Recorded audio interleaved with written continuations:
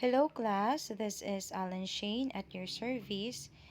In today's video, we will answer some questions in basic accounting, a true or false questions. So first question is, for reporting purposes, the personal assets and debts of a business owner should be combined with the assets and debts of the business. Again, for reporting purposes, the personal assets and debts of a business owner should be combined with the assets and debts of the business. I will give you 5 seconds to answer.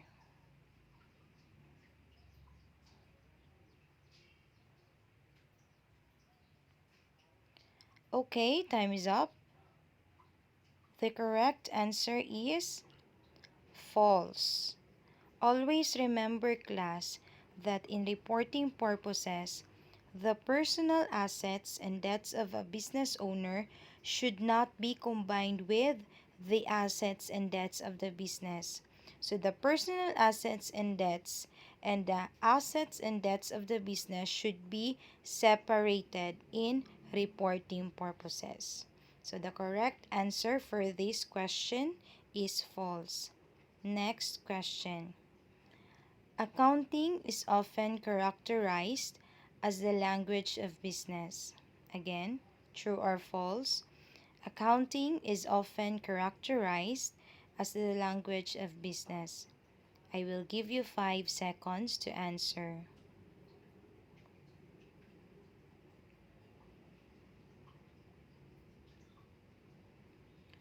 Okay, time is up.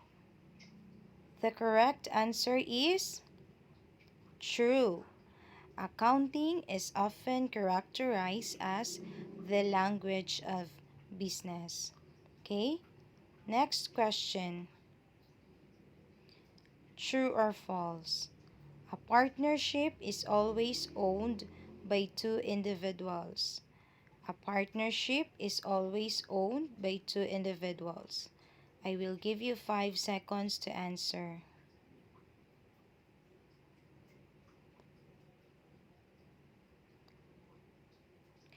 Okay, time is up. The correct answer is false. Always remember, class, that a partnership is not always owned by two individuals, because partnership is a business owned and operated by how many? Two or more persons who bind themselves to contribute money, property, or in an industry to a common fund with the intention of dividing the profits among themselves.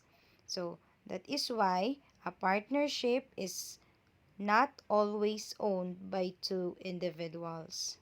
Okay, so that's it for today's video.